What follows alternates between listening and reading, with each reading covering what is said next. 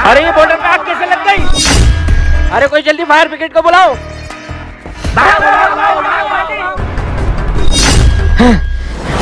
जवान, ये बॉर्डर पे अचानक आग कहाँ से लगी? पता नहीं सर, मैं तो अपनी चोटी पे ड्यूटी कर रहा था, मुझे अचानक से गर्म हवा महसूस हुई, इसलिए मैं यहाँ पे आ गया। आप समझने की कोशिश करिए, ये आग इतनी आसानी से नहीं बुझेगी। आप जल्दी से फायर ब्रिगेड को बुलाइए। भाइयों तुम लोग फिक्र मत करो, मैंने फायर ब्रिगेड को फोन कर दिया था और वो आ चुकी है।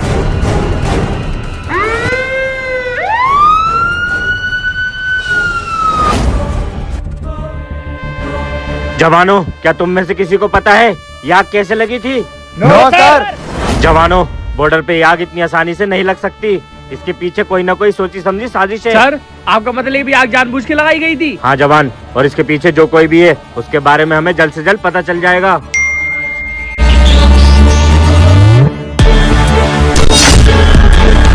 क्या हुआ जवान? सर, पता चल चुका है कि ये आग किसने लगाई थी, ये देखिए। अच्छा, तो गद्दार ये है। क्या सर, कौन है गद्दार?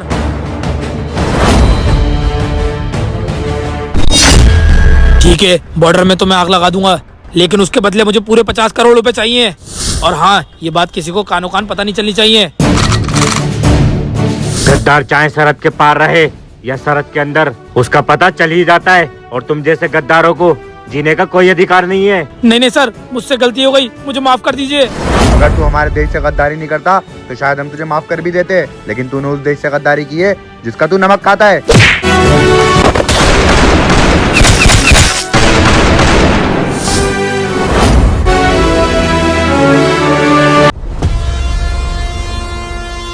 जवान, आज तुमने मेरा सर शर्म से झुका दिया है। तुम मेरे सबसे होनहार सिपाही थे और आज तुम्हारी वजह से हाई कमांड के आगे मुझे सर झुकाना पड़ा।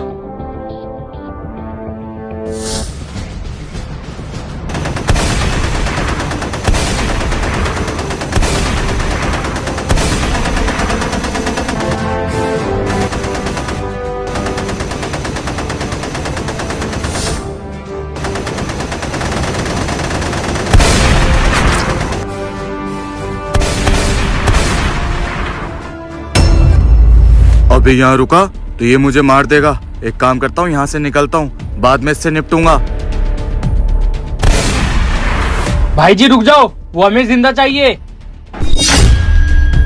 जवान,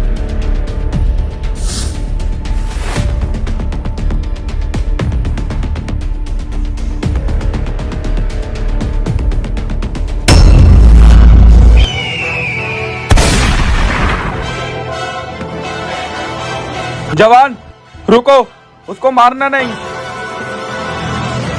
फौजी मार दे मुझे, अगर बच गया तो तेरे पूरे बॉर्डर को बर्बाद कर दूंगा। जवान नहीं, उसको गोली मत मारना, वो तुम्हें भड़का रहा है ताकि तुम उसको गोली मार दो, क्योंकि उसके पास सारी इन्फॉर्मेशन है। यही डर देखना चाहता था फौजी, तू बुज़दिल है, डरपोक है, नहीं मार पाएगा मुझे।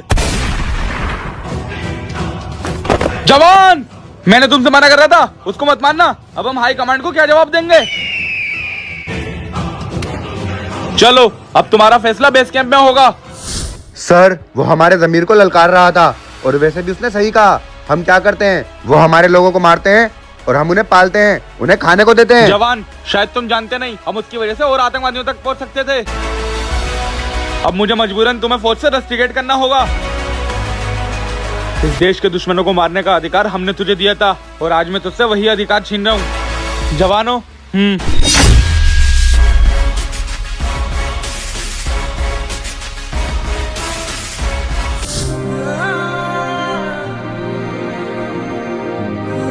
अपनी गन भी दो, तुम वो ऐसे अपने पास नहीं रख सकते। तुमने इस गन का बहुत मिसयूज करा है, अब तुम जा सकते हो।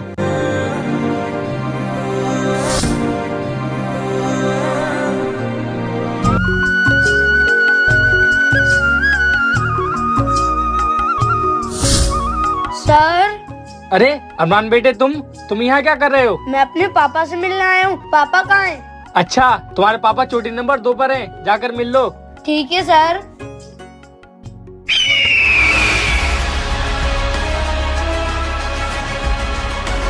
जवान, ये काम कब तक निबट जाएगा? सर, बस आज शाम तक ये खत्म हो जाएगा।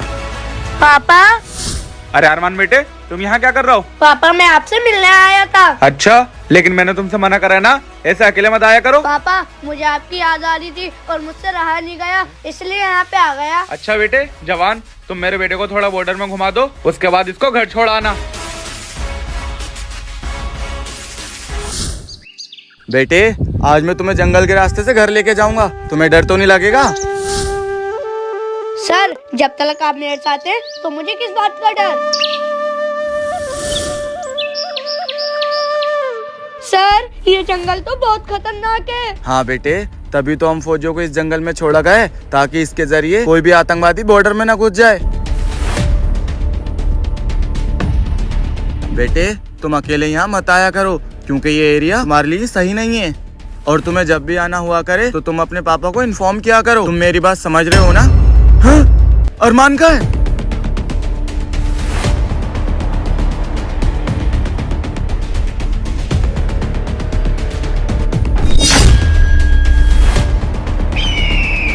अरमान बेटा, तुम कहाँ चले गए थे?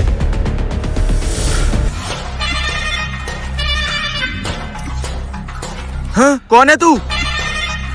मैं तुम सबकी मौत हूँ। अगर इस बच्चे को बचाना चाहता है तो अपनी गन फेंक दे। क्या? ठीक है, तेरी दुश्मनी हमसे, लेकिन उस बच्चे को कुछ मत करना। अब पता चलेगा उस फौजी को कि उसने कितनी बड़ी गलती करी है। 2 घंटे हो गए जवान, फौजी रोहित मेरे बेटे को घर छोड़ने गया था, ना उसका फोन लग रहा है और ना मेरा बेटा घर पे पहुंचा है। सर आप परेशान मत होइए, वो कहीं ना कहीं रुक गए होंगे।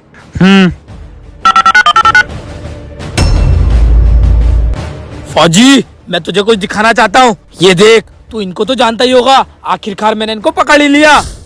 और रुक रुक रुक, ये देख तेरा बेटा, और ये देख तेरा जाबाज सिपाही, ये दोनों मेरे कब्जे में है। अब तू सोच रहा होगा कि मैं क्या चाहता हूँ। हाँ तो सुन, मुझे वो फौजी चाहिए जिसको तूने रस्टिकेट किया था। सर इन्होंने तो आपके बेटे को किडनैप कर लिया और ये फौजी कासिम की डिमांड कर रहे हैं। अब हम क्या करें? नहीं जवान, हम ऐसा नहीं कर सकते, मैं जाऊंगा वहां पर।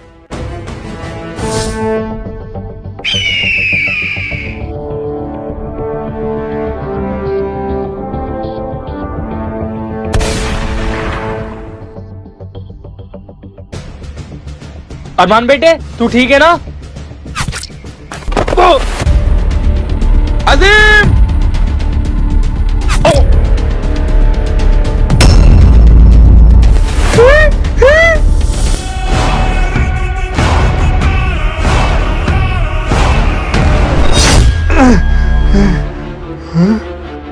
फौजी मैंने तुझसे क्या कहा था, मुझे वही फौजी चाहिए जिसको तूने फौज से निकाला था। लेकिन तेरे अंदर बहुत अकड़ है, जिसको आज मैं खत्म करके रहूंगा। लेकिन कोई बात नहीं, पहले मैं तुम लोगों को मारूंगा, और मेरा गुस्सा जब भी ठंडा नहीं हुआ तो उस फौजी को घर में घुस के मारूंगा। लेकिन कौन है तू, और तुझे फौजी कासिम ही क्यों चाहिए? मैं बताता हूँ तुझे कि मुझे वो फौजी क्यों चाहिए। जिस आतंकवादी के मारने की वजह से तूने उसको रस्टिकेट किया था, वो मेरा भाई था। जवान, मैंने तुमसे मना करा था, उसको मत मारना। अब इन्फॉर्मेशन कहाँ से लाएंगे हम? उसके सिवा मेरे इस दुनिया में कोई नहीं था, और तूने उसको भी मार दिया। मेजर अब कह दे अपने देश को अलविदा।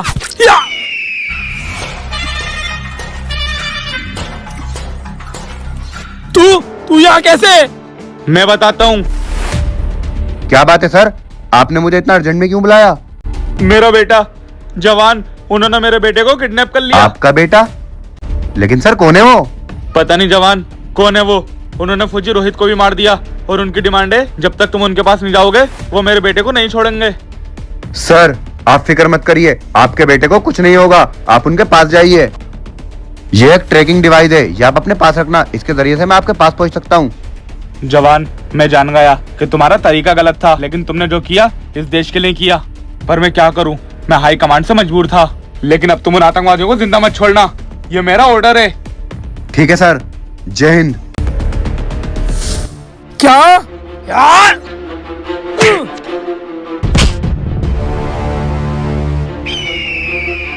तू गया फौजी आज?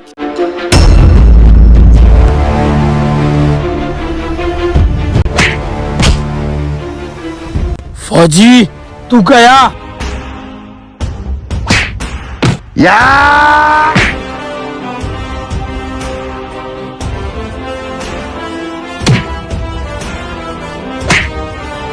तुझे पता है मैंने तेरे भाई को क्यों मारा था? क्योंकि तेरा भाई एक आतंकवादी था और तू भी इसलिए मारा जाएगा क्योंकि तू एक आतंकवादी है और तूने मुझ तक पहुंचने के लिए एक बच्चे का सहारा लिया। या जब तक हिंदुस्तान की सड़क पे हिंदुस्तान का सिपाही खड़ा है तब तक तुम हिंदुस्तान की सरहद को पार नहीं कर सकते।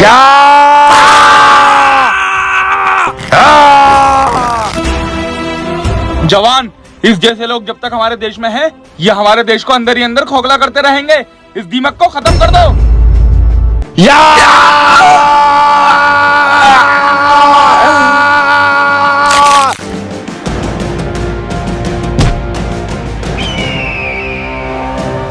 जय जय हिंद।